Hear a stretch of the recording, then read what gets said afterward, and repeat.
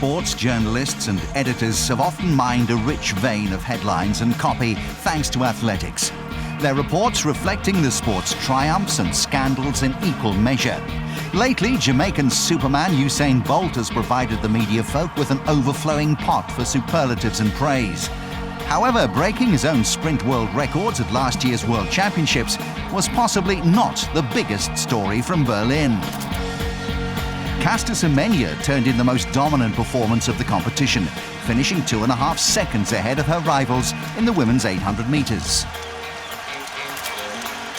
But what people were interested in wasn't necessarily Caster's times.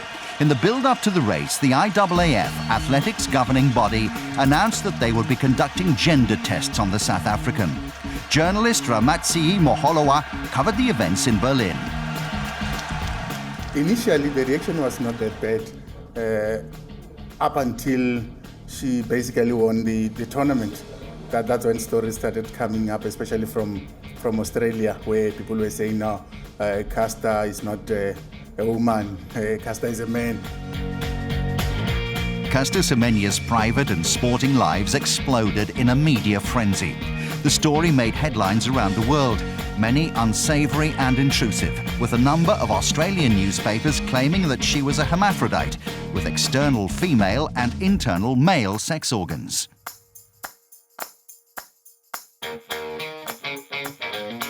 Athletics South Africa claimed that Caster's birth certificate had her registered as a woman. However, suggestions that her body produced 3 times the amount of testosterone expected in a female led to the IAAF suspending the then 18-year-old.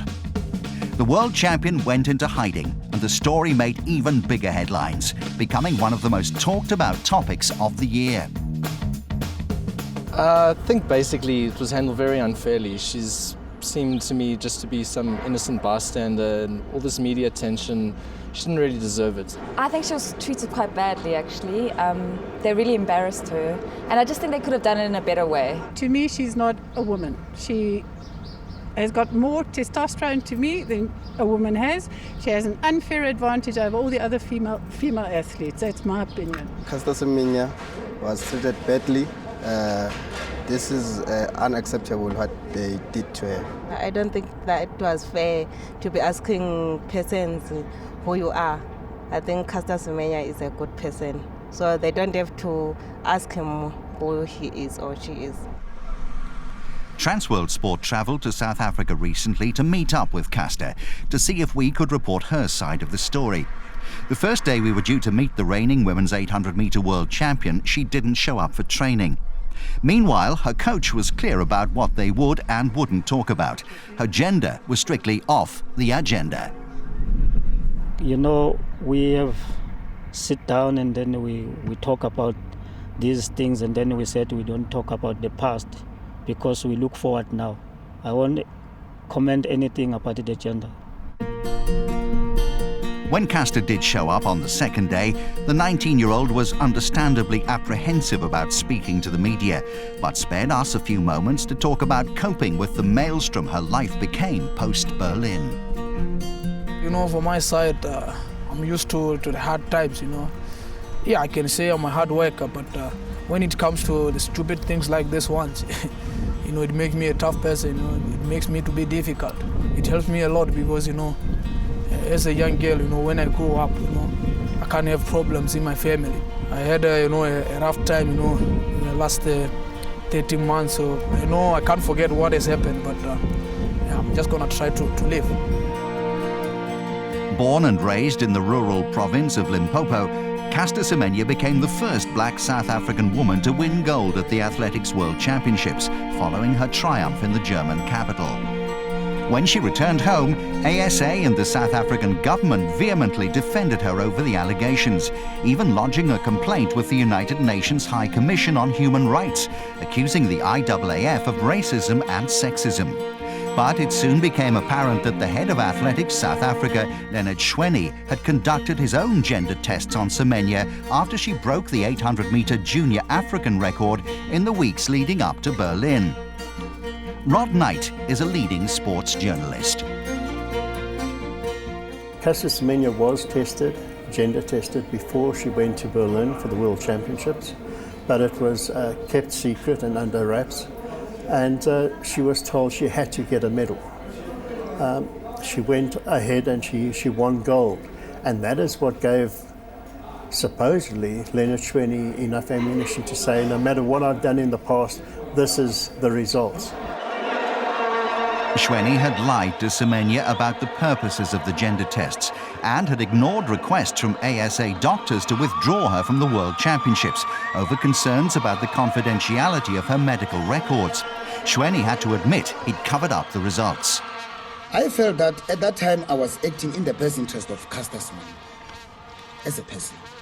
I believed at that time that my consistent denials would help to protect. That's what I believed.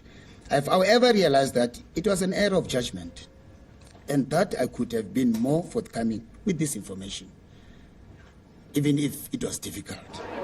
Following the revelations, Schwenny and the entire ASA board were suspended by the South African Sports Confederation and Olympic Committee. Investigations into the controversy have since uncovered massive levels of corruption within ASA. Caster Semenya is, I think, just a tool that was used to open up this can of worms, and I think it's now become more like a tank of snakes and spiders rather than just a can of worms. I think it's grown so massive that this is only the beginning. The IAAF cleared Caster to run again without commenting further on the case, and in July this year, Semenya made her return to competitive racing in Finland. She finished well clear of the field despite not being fully fit. A month later, Caster made her Diamond League debut at the Memorial Van Dam in Belgium and finished third, behind Kenya's former world champion Janeth Jepkoskai and reigning European champion Maria Savinova of Russia. While there has been criticism from some quarters about allowing her to compete again, most of her fellow competitors have offered their support. I think it's silly, she is a girl, not because of her testosterone level. That don't mean everybody should criticize her on being a boy or whatever. She went out there and her country knew that she is a girl. She knew to herself that she's a girl and also her parents. So I don't think people should be coming down on her that hard. It's not her fault. It's not her fault at all. Understandably, the 11 months off have had an effect on Caster's performances. However, the 19-year-old's fitness levels haven't been the only thing that have hampered her comeback. She's also struggled to attract sponsorship. For my side, it doesn't matter if I run without sponsor or I run with a sponsor because, I'm a big lady. I can handle everything. It doesn't matter if a sponsorship is around me or not, or what I need to do. I just need to keep my profile high so I can be, a role model for young kids, at home, especially for the rural areas. So what does the future hold for Caster Semenya? In the short term, there's a reveal-all exclusive in Sports Illustrated magazine while she recovers from the back injury that ruled her out of this year's Commonwealth Games. Next year, she's hoping to run at the All-Africa Games in Maputo and the Athletics World Championships in South Korea. But the rumour mill grinds on, with speculation about operations and medication. It doesn't help that gender issues are still considered taboo in sport. With her best years ahead of her, we think it's only a matter of time before Caster sets her sights on Jarmila Kratochvilova's 27-year-old 800 metres world record. But will the headlines Caster Semenya makes from now on be about breaking world records?